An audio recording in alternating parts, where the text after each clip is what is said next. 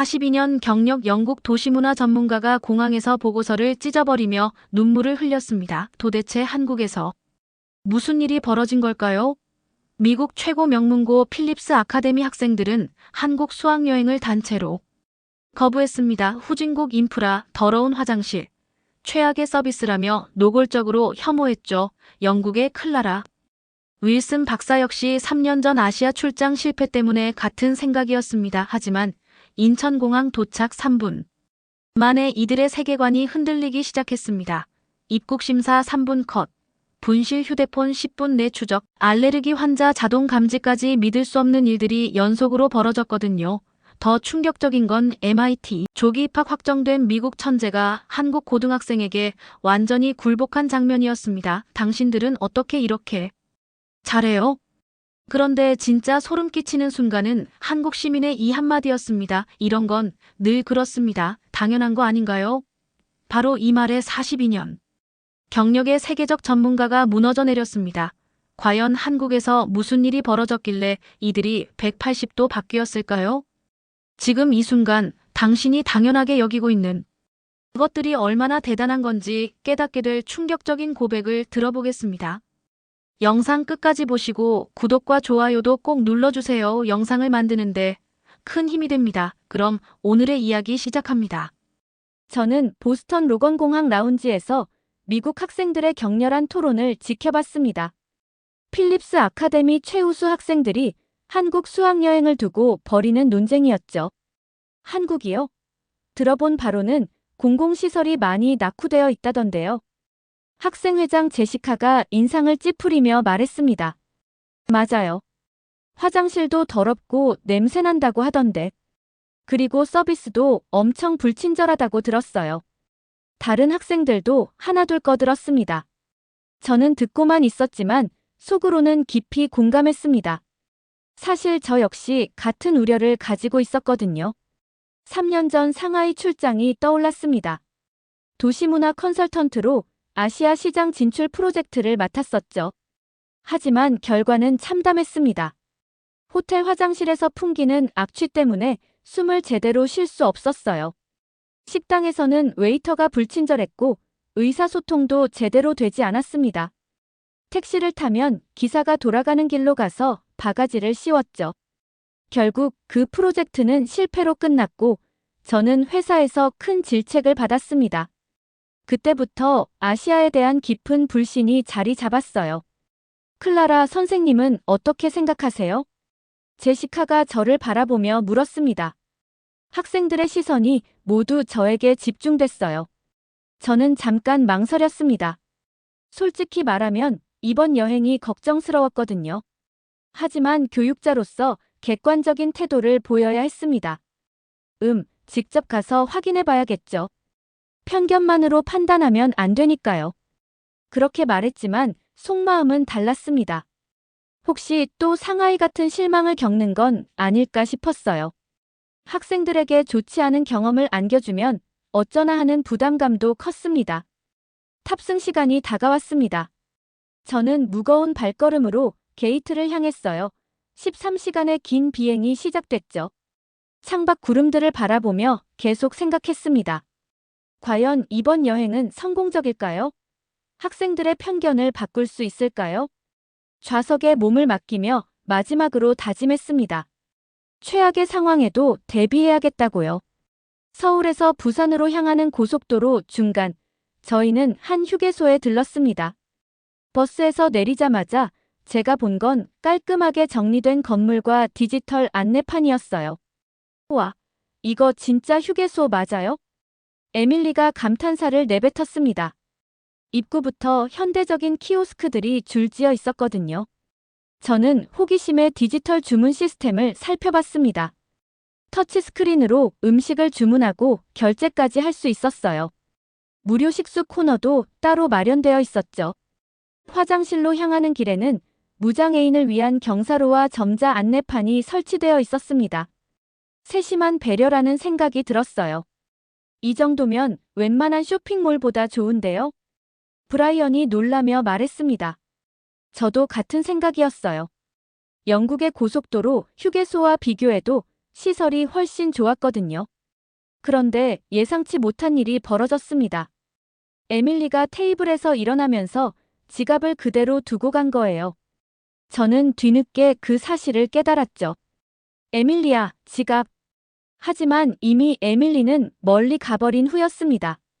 저는 급하게 테이블로 돌아갔어요. 다행히 지갑이 그대로 있었죠. 그때 휴게소 직원 한 분이 다가왔습니다. 명찰을 보니 정호철 매니저였어요. 혹시 이 지갑 주인을 찾고 계신가요? 정호철 씨가 친절하게 물었습니다. 네, 저희 학생이 놓고 간 것 같아요. CCTV로 확인해서 찾아드리겠습니다. 잠깐만 기다려주세요. 정말 놀라웠습니다. 10분도 안 돼서 정호철 씨가 에밀리를 데리고 왔어요. 어떻게 이렇게 빨리 찾으셨죠? 에밀리가 신기해하며 물었습니다. 저희는 늘 이렇게 합니다. 손님들이 놓고 가시는 물건들은 바로 찾아드리거든요. 정호철 씨의 답변이었습니다. 너무나 당연하다는 듯이 말씀하시더라고요. 하지만 미국 학생들은 여전히 의심스러워했어요. 이상해. 이건 쇼잉 아니야. 제시카가 다른 학생들에게 속삭였습니다. 우리가 외국인이라서 특별히 해주는 거 아닐까? 저도 비슷한 생각이 들었습니다. 정말 이런 서비스가 일상적으로 이루어지는 건지 의문이었거든요. 그 순간 정호철 씨가 우리 대화를 듣고 미소를 지으며 말했습니다. 아, 그런데 이런 일은 정말 자주 있어요. 하루에도 서너 번은 분실물을 찾아드리거든요. 한국 손님들한테도 똑같이 해드립니다. 저는 정호철 씨의 표정을 유심히 관찰했습니다. 거짓말하는 기색은 전혀 보이지 않았어요. 오히려 자연스럽고 진실한 모습이었죠. 이건 늘 있는 일이에요. 정호철 씨가 덧붙인 말이 마음에 깊이 남았습니다. 버스로 돌아가는 길, 저는 혼란스러웠어요. 지금까지 본 것들이 정말 한국의 평범한 일상일까요? 편견 없는 시각으로 바라봐야겠다는 생각이 들었습니다. 부산 해운대의 한 식당에 들어서자마자 저는 눈을 크게 떴습니다. 모든 테이블에 태블릿이 설치되어 있었거든요. 디지털 메뉴판이라니 정말 신기했어요. 이거 어떻게 사용하는 거죠? 브라이언이 태블릿을 만지작거리며 물었습니다. 화면을 터치하니 메뉴가 선명하게 나타났어요.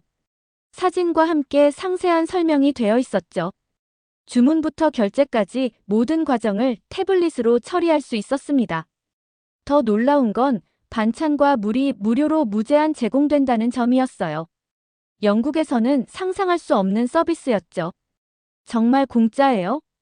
에밀리가 의심스러워하며 물었습니다. 네, 한국에서는 당연한 겁니다. 우리 가이드 박규림 씨가 웃으며 답했어요. 저는 태블릿의 기능들을 하나씩 살펴봤습니다. 언어 선택은 물론이고 영양 성분 정보까지 자세히 나와 있었어요. 정말 세심하게 만들어진 시스템이라는 생각이 들었습니다. 그런데 브라이언이 메뉴를 선택하려는 순간 갑자기 태블릿에 빨간색 경고 메시지가 떴습니다. 주의 이 메뉴에는 땅콩 성분이 포함되어 있습니다. 알레르기가 있으시면 주문을 취소해 주세요. 브라이언은 깜짝 놀랐어요. 제가 땅콩 알레르기가 있다는 걸 어떻게 알죠? 바로 그때 식당 사장 박유진 씨가 다가왔습니다. 입장하실 때 간단한 알레르기 정보를 등록해 주셨잖아요. 저희 시스템에서 자동으로 체크합니다. 정말 놀라운 시스템이었어요. 브라이언의 안전을 위해 미리 경고해 준 거죠. 이런 시스템은 언제부터 사용하시나요? 제가 박유진 씨에게 물어봤습니다. 3년 전부터 도입했어요. 고객 안전이 가장 중요하니까요. 저는 속으로 충격을 받았습니다. 우리는 왜 이런 걸 못하지? 영국에서도 이런 세심한 시스템을 본 적이 없었거든요. 브라이언은 안전하게 다른 메뉴를 선택했어요. 태블릿이 대한 메뉴까지 추천해 주더라고요. 음식이 나오는 속도도 빨랐습니다. 주방에서 주문 접수부터 조리까지 모든 과정이 디지털화되어 있다고 했어요. 맛도 좋고 서비스도 완벽하네요. 제시카가 만족스러워하며 말했습니다. 식사를 마치고 계산할 때도 놀라웠어요. 태블릿으로 간단히 결제가 되었거든요. 영수증까지 이메일로 받을 수 있었죠. 안전과 배려는 당연한 겁니다. 손님들이 편안하게 식사하시는 게 가장 중요하니까요.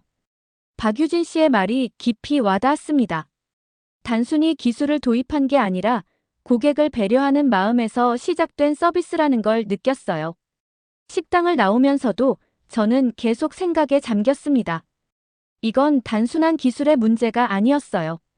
고객을 대하는 근본적인 태도가 다른 것 같았죠.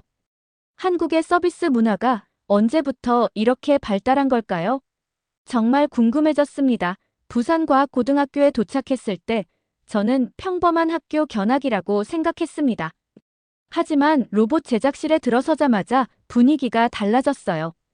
최첨단 장비들이 즐비했습니다. 3D 프린터, 정밀 측정기구, 각종 센서들까지.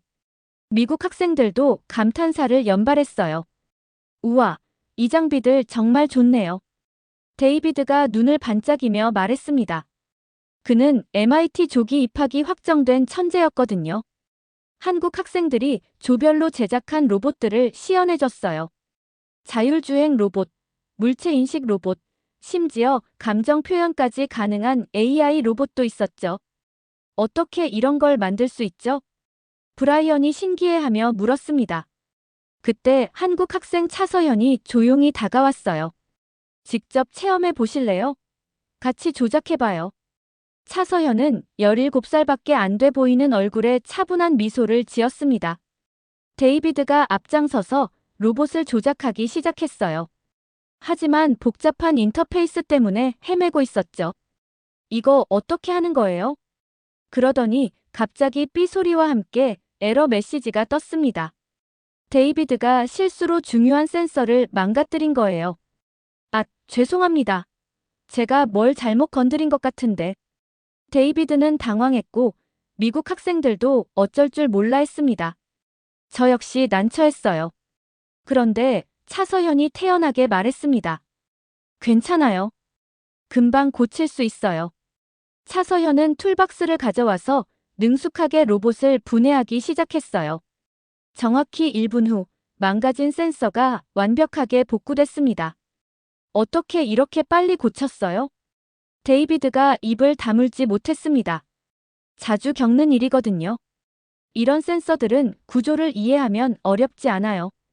차서현의 겸손한 대답이었습니다. 이어서 수학 시간이 시작됐어요. 칠판에 복잡한 미적분 문제가 나왔습니다.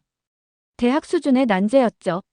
미국 영재들이 계산기를 꺼내서 열심히 계산하고 있을 때 차서현은 조용히 손을 들었습니다. 선생님, 답이 나온 것 같아요. 벌써? 한번 확인해 볼까? 선생님이 차서현의 답안을 칠판에 적어봤습니다. 완벽한 정답이었어요. 게다가 풀이 과정이 매우 창의적이었죠. 데이비드를 비롯한 미국 학생들은 충격에 빠졌습니다. 자신들이 세계 최고라고 생각했는데 한국 학생에게 완전히 압도당한 거죠. 당신은 어떻게 이렇게 잘해요? 데이비드가 진심으로 물어봤습니다. 그냥 평소에 열심히 공부했을 뿐이에요. 데이비드도 정말 잘하시잖아요. 차서현이 오히려 데이비드를 격려했습니다. 저는 차서현의 모습에 깊이 감동받았어요. 뛰어난 실력을 가지고 있으면서도 전혀 오만하지 않았거든요. 그날 저녁 호텔로 돌아가는 버스 안에서 미국 학생들의 대화를 들었습니다. 한국 학생들 정말 대단하다. 우리가 너무 교만했던 것 같아. 분위기가 완전히 바뀌어 있었어요. 저 역시 많은 것을 생각하게 됐습니다. 경주의 한 전통 마을에 도착했을 때 저는 시간 여행을 한 기분이었습니다. 기와지붕 한옥들이 줄지어 서 있었고 마당에는 장독대가 놓여 있었거든요. 와, 정말 옛날 한국 같아요. 에밀리가 감탄하며 말했습니다. 그런데 한옥 옆으로 시선을 돌리니 놀라운 광경이 펼쳐졌어요. 최신식 비닐하우스와 드론이 하늘을 날아다니고 있었습니다. 이게 뭐죠? 제시카가 신기해하며 물었습니다. 마을 이장 김명희 씨가 저희를 맞아주셨어요. 60대 중반으로 보이는데 태블릿을 능숙하게 다루고 계시더라고요. 어서 오세요. 오늘은 전통 농업과 스마트팜을 함께 체험해 보실 거예요. 김명희 씨가 태블릿 화면을 보여주시며 설명했습니다. 드론으로 촬영한 농작물 상태, 토양 습도, 온도 등이 실시간으로 표시되고 있었어요. 할머니가 이런 걸 다 하세요? 브라이언이 놀라서 물었습니다. 요즘 농업은 이래야 해요. 과학적으로 해야 수확량도 좋고 품질도 좋아지거든요. 김명희 씨의 당당한 대답이었습니다. 저는 정말 충격을 받았어요. 시골 할머니라고 해서 기술에 서툴 거라고 생각했는데 완전히 틀렸던 거죠. 전통 농기구로 밭을 갈아보는 체험을 하고 있을 때였습니다. 갑자기 하늘이 어두워지더니 굵은 빗방울이 떨어지기 시작했어요. 아, 비가 와요. 어떻게 하죠? 학생들이 당황했습니다. 야외 체험이 중단될 위기였어요. 그런데 김명희 씨가 스마트폰을 확인하시더니 미소를 지었습니다. 괜찮아요. 마을 앱에서 날씨 알림이 왔네요. 스마트 비닐하우스로 이동하면 돼요. 정말 놀라웠습니다. 갑작스러운 소나기에도 미리 준비된 대안이 있었던 거죠. 스마트 비닐하우스는 더욱 놀라웠어요. 자동 온도 조절 시스템, 관수 시스템, 심지어 LED 조명까지 완비되어 있었습니다. 이 시설들은 모두 스마트폰으로 제어할 수 있어요. 김명희 씨가 앱을 조작하시니 온도가 조절되고 물이 자동으로 뿌려졌습니다. 이런 시스템은 언제부터 사용하셨어요? 제가 물어보니 김명희 씨가 자랑스럽게 답했습니다. 5년 전부터요. 우리 마을 전체가 스마트 빌리지 사업에 참여했거든요. 젊은 사람들이 떠나지 않고 오히려 돌아오고 있어요. 정말 놀라운 변화였습니다. 전통을 지키면서도 현대 기술을 자연스럽게 받아들인 거죠. 비가 그치자 다시 야외로 나왔습니다. 전통 된장 담그기 체험을 하면서도 디지털 온습도계로 최적의 조건을 확인하고 있었어요. 시골이 이 정도일 줄 몰랐어요. 저는 솔직한 감정을 털어놨습니다. 김명희 씨가 온화하게 미소를 지으며 말씀하셨습니다. 우린 자연을 디지털과 함께 다룹니다. 서로 대립하는 게 아니라 조화를 이루는 거예요. 그 말이 제 가슴에 깊이 와닿았습니다. 전통과 현대가 대립한다고 생각했는데 한국에서는 완벽하게 공존하고 있었던 거죠. 마을을 떠나면서 저는 많은 생각이 들었습니다. 편견이 얼마나 무서운 건지 깨달았어요. 서울로 돌아와서 지하철을 타는 순간 저는 또 다른 놀라움을 경험했습니다. 교통카드 한 번 터치로 모든 게 해결됐거든요. 무인 결제 시스템이 완벽하게 작동했어요. 2분 후 2호선 열차가 도착합니다. 정확한 안내 방송이 나왔고 실제로 2분 후에 열차가 들어왔습니다. 영국 지하철에서는 상상할 수 없는 정시성이었죠. 전광판에는 실시간으로 다음 역 환승 정보, 심지어 각 차량의 혼잡도까지 표시됐습니다. 너무나 체계적이었어요.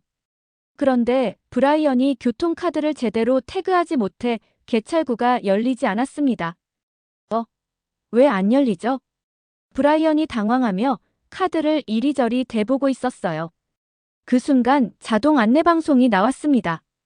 교통카드를 센서에 정확히 대고 잠시 기다려주세요. 동시에 지하철 안전요원이 다가왔어요. 처음 사용하시는 거죠? 이렇게 대시면 됩니다. 친절하게 도와주더라고요. 문제가 즉시 해결됐습니다. 이런 도움을 항상 받을 수 있나요? 제가 안전요원에게 물어봤습니다. 당연하죠. 승객 안전과 편의가 최우선입니다. 그분의 자연스러운 답변이었어요. 다음으로 방문한 국립도서관은 더욱 인상적이었습니다. 로봇이 도서를 자동으로 정리하고 있었고 키오스크로 대출과 반납이 가능했어요. 사서 선생님 없이도 모든 걸 할 수 있네요. 에밀리가 신기해했습니다. 자동화 시스템 덕분에 24시간 언제든 도서를 이용할 수 있었죠. 심지어 원하는 책의 위치를 안내하는 로봇까지 있었어요. 주민센터에서는 더욱 놀라운 광경을 봤습니다. 복잡할 것 같은 민원 업무들이 키오스크와 디지털 시스템으로 간단하게 처리되고 있었거든요. 외국인 등록도 이렇게 쉽게 할 수 있어요? 제시카가 물어봤습니다. 네, 단계별로 안내해드립니다. 직원분이 친절하게 설명해 주셨어요. 저는 계속 궁금했습니다. 이 모든 시스템이 언제부터 이렇게 발달한 거죠? 점진적으로 발전해온 결과예요. 시민들을 위해서 꾸준히 개선하고 있거든요. 주민센터 직원의 설명이었습니다. 그때 옆에서 민원 업무를 처리하던 한국 시민분이 저희 대화를 듣고 말씀하셨어요. 이런 건 늘 그렇습니다. 당연한 거 아닌가요? 그 말을 듣는 순간 저는 가슴이 먹먹해졌습니다. 눈시울이 붉어지는 걸 느꼈어요. 이 모든 것이 특별한 게 아니라 일상이라는 거였죠. 한국 시민들에게는 너무나 당연한 공공 서비스였던 겁니다. 지하철에서 도서관까지 모든 공공시설이 시민을 배려하는 마음으로 운영되고 있었어요. 단순히 기술의 발달이 아니라 사람을 생각하는 문화였습니다. 저는 깨달았습니다. 이건 기술의 문제가 아니었어요. 시민을 대하는 근본적인 태도의 차이였죠. 한국에서는 공공서비스가 정말 공공의 것이라는 인식이 자리 잡혀 있었던 겁니다. 버스에 오르면서도 계속 그 시민분의 말이 귓가에 맴돌았습니다. 이런 건 늘 그렇습니다. 너무나 담담하게 하신 그 말씀이요. 출국 당일 아침, 인천공항에서 예상치 못한 마지막 시련이 찾아왔습니다. 학생 중 한 명인 사라가 급하게 뛰어왔거든요. 큰일 났어요. 여권이 없어요. 사라는 패닉 상태였습니다. 가방을 뒤지고 또 뒤졌지만 여권은 보이지 않았어요. 저는 속으로 생각했습니다. 이제 정말 복잡해지겠구나. 한국에서의 마지막이 이렇게 끝나는 건가? 상하이에서 겪었던 악몽이 떠올랐어요. 분실물 하나 찾는데 하루 종일 걸렸던 기억 말이죠. 하지만 공항 직원의 반응은 달랐습니다. 걱정하지 마세요. 바로 처리해드리겠습니다. 직원은 차분하게 말하며 무전기를 들었어요. 분실물 추적팀, 여권 분실 건입니다. 그리고 CCTV 관제센터와 연결됐습니다. 체계적인 시스템이 즉시 가동됐어요. 어떤 가방을 들고 계셨는지, 마지막으로 여권을 본 곳이 어디인지 말씀해 주세요. 직원이 사라에게 차근차근 물어봤습니다. 저는 시계를 보며 조바심이 났어요. 비행기 출발까지 3시간밖에 남지 않았거든요. 정말 찾을 수 있을까요? 제가 걱정스럽게 물어봤습니다. 네, 보통 20분 안에 찾아드립니다.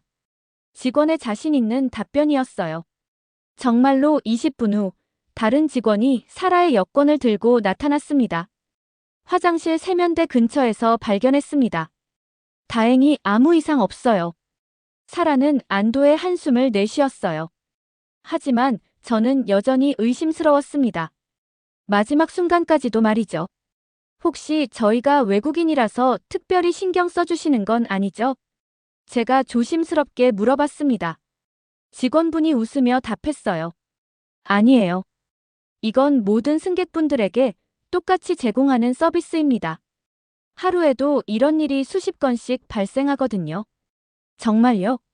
네, 분실물 처리는 저희 공항의 기본 업무 중 하나예요. 국적에 상관없이 모든 분들께 동일하게 도움을 드립니다. 그제야 저는 확신했습니다. 이 모든 것이 특별 대우가 아니라 한국의 일상적인 서비스 수준이었다는 걸 말이에요. 출국장으로 향하는 버스 안에서 학생들의 대화를 들었습니다. 한국은 정말 미래사회 같아. 데이비드가 진심으로 말했어요. 우리가 너무 편견을 가지고 있었던 것 같아. 제시카도 반성하는 표정이었습니다. 다시 한국에 오고 싶어요. 정말 많이 배웠어요.